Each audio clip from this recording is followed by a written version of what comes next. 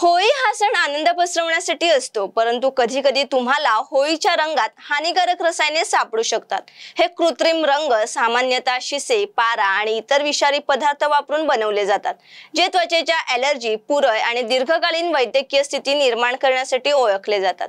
शिवाय या रसायनांच्या दीर्घकाळ संपर्कात राहिल्याने तुमच्यापैकी काहींना टाळूचे संक्रमण आणि केस गळतीचा अनुभव होऊ शकतो। मग अशा वेळी काय करायचे? आपल्या चेहऱ्यावर लागलेला रंग किंवा होळीच्या आधी काय काळजी घ्यायची?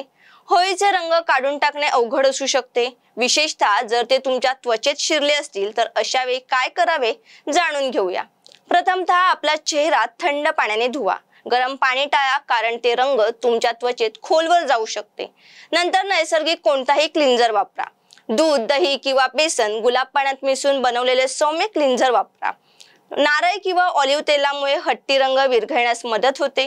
धुण्यापूर्वी हलके हाताने मालिश करा। मऊ स्क्रब वापरून हलकेच एक्सप्लॉइट करा। कठोर स्क्रबिंगमुळे त्वचेला त्रास होऊ शकतो।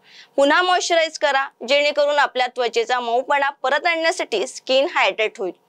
पण जर तुम्हाला पुरळ, भाजणे किंवा ॲलर्जीची प्रतिक्रिया उद्भवली असेल तर त्वचा रोग तज्ञांचा सल्ला घ्या।